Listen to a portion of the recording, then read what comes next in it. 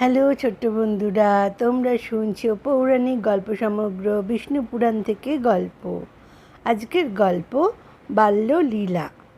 শকটের তলে দোলা, শিশু শুয়ে দোলায়, শিশু কাতর ক্ষুধায় কান্না শুরু হলো। যেমন করে সব শিশু, তেমনি কৃষ্ণ কেঁদে কেঁদে টেনে আনতে চাইলেন মাকে। কৃষ্ণ কাঁদলেন, পা ছুড়লেন, দোলা সমেত শকট উল্টে পড়ল। ভেঙে চুর হলো হাঁড়ি কলসি। শকট উল্টে গেছে, দোলাও। গোপেরা হাহাকার করে উঠল, ধরে প্রাণ এলো তাদের। কৃষ্ণের কিছু হয়নি। চিত হয়ে শুয়ে আছে শিশু। ধারে কাছে ছোট ছোট আরও সব ছেলে মেয়ে ছিল। সকলেই তাদের শুধালো, কার কাজ, কে উল্টেছে শকট? সবাই বলল, ওই ফেলেছে, আমরা দেখেছি, কাঁদছিল, পা ছুঁড়ছিল, তাতেই উল্টে পড়েছে শকট। গোপেরা অবাক মানল। আরও বেশি অবাক মেনে কোল বাড়িয়ে নন্দ তুলে নিলেন কৃষ্ণকে। যশোদা এলেন, আতপ চাল, দই, ফুল ফল দিয়ে পুজো করলেন শকটের। পুজো করতে লাগলেন ভণ্ড ভাণ্ডের কপালিকা। গর্গমুনি এলেন, বসুদেব পাঠিয়েছেন তাকে। গোপেদের অজ্ঞাতে দুই ভাইয়ের সংসার সমূহ সম্পন্ন করলেন মুনি গর্গ। নামকরণ হলো বড়র রাম, ছোটর কৃষ্ণ। রাম ও কৃষ্ণ হামাগুড়ি দেওয়া শিখলেন। দারুণ দুরন্ত দুজনেই, সারা গায়ে গোবর ছাই, তাই নিয়েই রাম ও কৃষ্ণের খেলা। যশোদা হার মানলেন, রোহিণীও। কখনো এখানে, কখনো ওখানে, কখনো গোয়ালে গোবর মাখেন, কখনো সেখানে গিয়ে হাজির হন যেখানে বাছুরগুলো বাঁধা। বাছুরের লেজ টেনে লেজে ঝুলে খেলা চলল দুই দুরন্তের। যশোদা ঠেকাতে পারলেন না কোনো মতেই। রাম ও কৃষ্ণ খেলতেন, দৌরাত্ম্য করতেন। যশোদা রাগ দেখালেন, যে চোখে পদ্মরাগ সে চোখে ঝরালেন আগুন। যে হাতে আদর, শুধু আদর, সে হাতে উঠল লাঠি। কৃষ্ণকে বকলেন, ধমক দিলেন, অবশেষে বেঁধে রাখলেন উদুক্ষলে। বাইরে রোষের ভান, মনে স্নেহ, রোষে স্নেহে মিশামিশি। যশোদা বললেন, যাও এবার, দেখি কেমন পারো। নিশ্চিন্ত হলেন যশোদা, মন দিলেন ঘর কন্যার কাজে। কৃষ্ণ সুযোগ পেলেন। উদুখল টেনে নিয়ে কৃষ্ণ চললেন। যমল ও অর্জুন পাশাপাশি, কাছাকাছি দুই গাছ, ওর মধ্য দিয়েই পথ করে নিলেন কৃষ্ণ। উদুখল আটকে গেল দুই গাছের গুঁড়ির ফাঁকে। কৃষ্ণ এগুচ্ছেন, টান পড়ল, বিস্ময়ের তরঙ্গ উঠল। প্রচণ্ড শব্দ করে দুটি গাছই ভেঙে পড়ল। কিসের শব্দ, কি পড়ল? ব্যস্ত হয়ে সবাই ছুটে এলো। দেখল কচি কচি দাঁতে হাসির নাচ। কৃষ্ণ হাসছেন, পেটে বাঁধা দড়ি। সবাই অবাক হলো। কৃষ্ণের নামও হলো দামোদর। গোপেরা ভীত হলো। পরামর্শে বসলেন নন্দ। সবাই বলল, এখানে আর নয়, চলো যাই অন্য বনে। পুতনা মরল, শকট উল্টালো, হাওয়া নেই একরত্তি, অথচ ভেঙে পড়ল বিরাট দুই গাছ। কেবলই উৎপাত, উৎপাতের পর উৎপাত, বজ্র বিপন্ন, এসবই তার আভাস।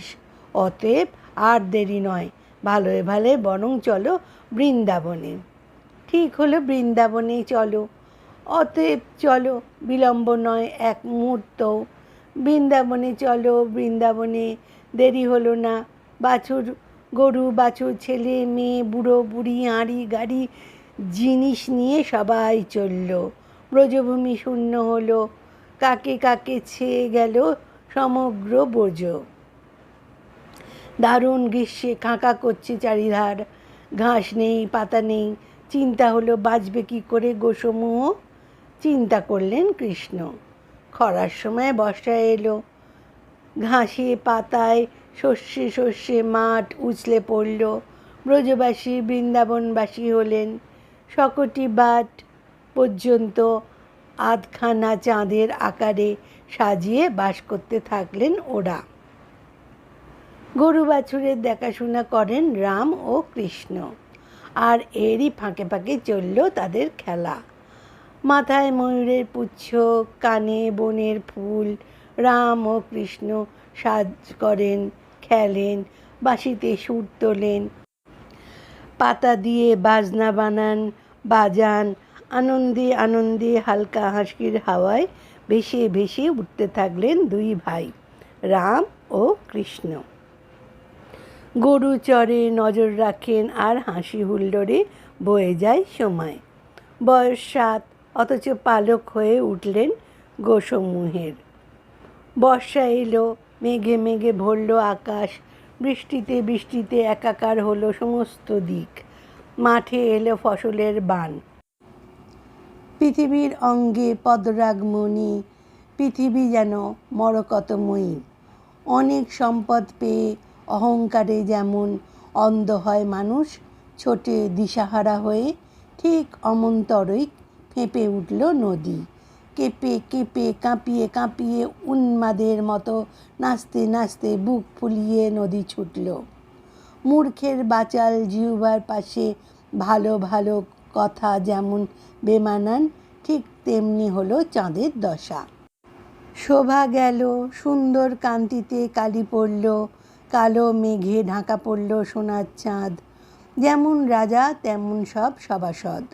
যদি বিবেকহীন রাজা রাজসভায় পয়দা হয়, ঠিক তেমন তেমন লোকই। আকাশের সভায় ঠাঁই পেল তাই ইন্দ্রধনু। মেঘের বুকে দুলল সারে সারে ধপধপে বলাকা। মনে হলো ভান নেই, ছল নেই, চাতুরি নেই, এমন নিপাট ভালো মানুষ জীবিকা অর্জনের চেষ্টায় অস্থির।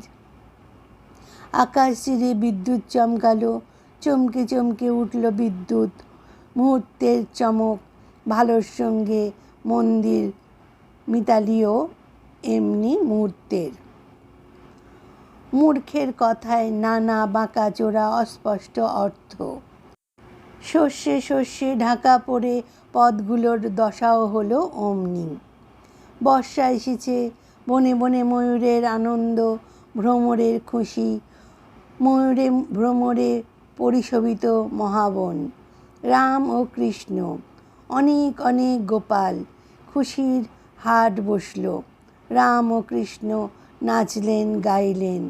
বকুল গাছের তলায় গন্ধে সুরে দুলতে থাকলো খুশি।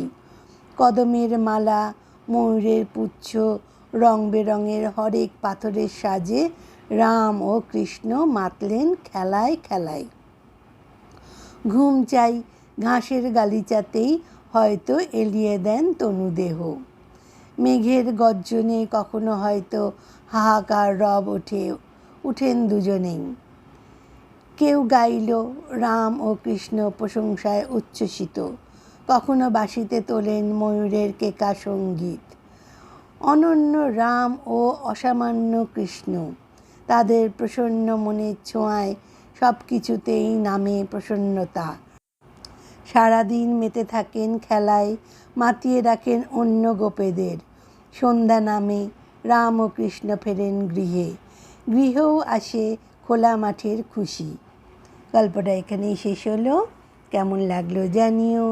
সবাইকে শেয়ার করে দেবে, সাবস্ক্রাইব করে দিতে বলবে। কেমন? ধন্যবাদ।